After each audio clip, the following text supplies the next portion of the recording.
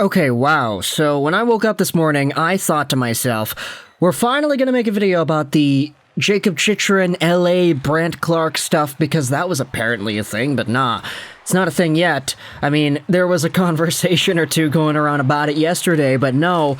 Instead, we're talking about the Vancouver Canucks, and what I wanted to open this video up with is not what is listed in the title and the thumbnail of this video. Instead, it's about the waiver wire, because just a few minutes before I pressed record for this video right here, it was tweeted out by Elliotte Friedman that one Spencer Martin has been placed on waivers, and there is an opportunity for every team in the NHL to get Martin for free.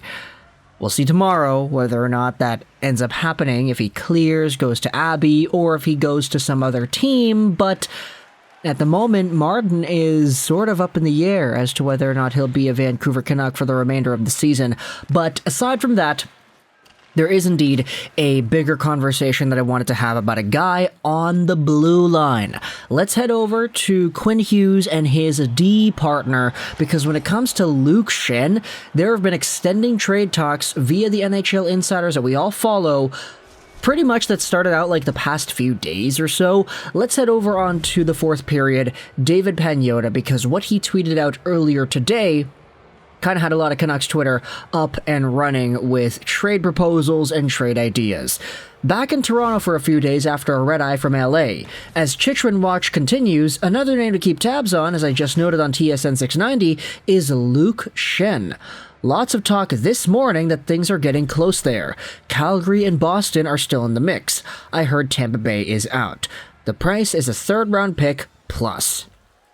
Now, this was pointed out on the hockey subreddit, but it's kind of funny how Pagnotta makes this tweet out at the beginning. He starts out by talking about Chychrun and LA before just going over Luke Schenn. I thought that was kind of a funny comment to go out there and acknowledge, but overall, this is the scoop that I wanted to talk about. The Vancouver Canucks and Luke Schenn have been a sort of interesting conversation the past little while here, because even though there have been extended trade rumors about a guy who is on an expiring deal, who is cheap, he's only making $800,000 this year, who has had a little bit of an offensive resurgence this season, Luke Schenn in the year 2022-2023 has had more points than he has had in any of the other years he has had.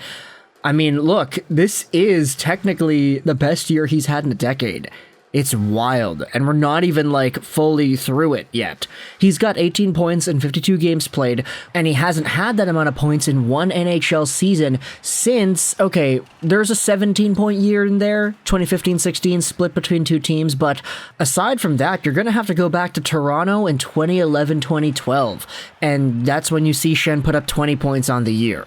It's been a decade. And so, him being on pace for 28 total points, a career-high year at 33 years old, that's kind of wild, isn't it? But overall, there's a lot to like about Luke Schenn and the way that he plays, plus the idea that he's recently coming off a small little bump in the road, an injury that he sort of sustained against the New York Rangers. It's been a really strange past few days for Luke Schenn, just in terms of his availability in the lineup, but either way, this is another update that we had gotten from Elliotte Friedman. The way Luke Schenn plays, trade talks have accelerated. It could happen at any minute. Vancouver also takes into consideration Schenn's wife giving birth right before the deadline. Paraphrasing here, interested GMs want to trade for him before he gets injured. We also had ourselves Rick Dhaliwal, who went out there and said this: as of right now, so 10:21 a.m., about an hour ago, he's not hearing that Luke Schenn will be sat out tonight. Some think a trade is not close right now, but it is subject to change at any time. Now, we saw Jakob Chychrun, the guy that we talked about earlier today, get scratched 2 games in a row for quote-unquote trade-related reasons, which means you're gonna see this guy get traded. It's kind of funny, you've never really seen that before, anybody getting sat out because of that specific reason, but the Vancouver Canucks are deciding not to go that route with Luke Schenn in this little stint here. At the very least, you want to talk about teams that are apparently interested. Well, the Calgary-Boston conversations make sense. I've seen some people in Calgary sort of debating as to whether or not it's really that good of a move to consider because, hey, is Luke Schenn really that much better than Michael Stone? Is there really a need to go out there and shell out a third-round pick plus for this guy? And I guess the big argument here with Schenn is that he is playing better than he ever has been, and defenseman depth is never really a bad thing. For me personally, if I'm a fan of the Calgary Flames or the Boston Bruins, I'm only just really worried as to whether or not Schenn is a valuable piece in and of himself. Like, I could understand the idea of bolstering up your blue line because some guy is going to get injured in the playoffs, and some guy is going to have to go out there and step in. Schenn, at the very least, has been playing somewhat in the top 4, maybe even top 2 role, you could debate, because he plays with Quinn Hughes. He's a guy who knows how to play with talented players, and he's been sort of the anchor that allows Quinn to do his thing.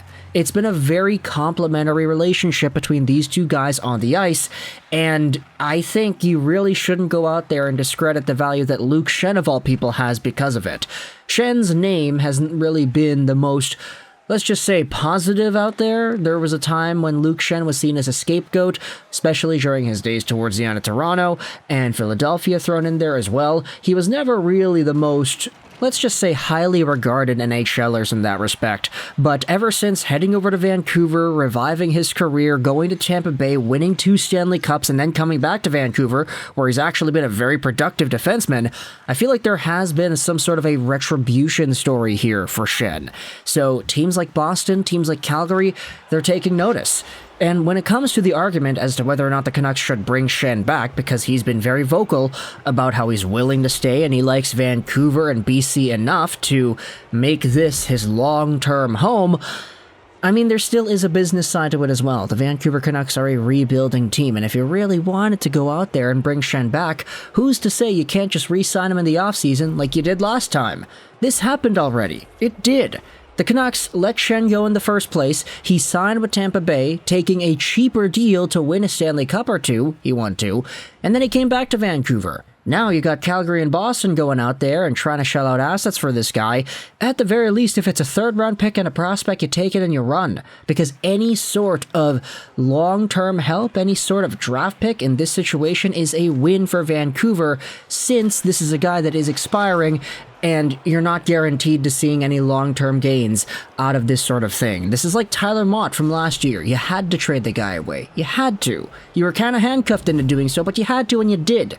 So for Luke Schenn, if you're Boston, if you're Calgary, what you're looking at is a very, very solid physical defenseman. He gets like 7 or 8 hits a game. It's pretty nuts seeing how he goes out there and just lays the body consistently. He's gotten an offensive edge this season, but I mean, if you're getting Luke Schenn and you're a playoff caliber team, you're probably not going to be using him in an offensive role anyway.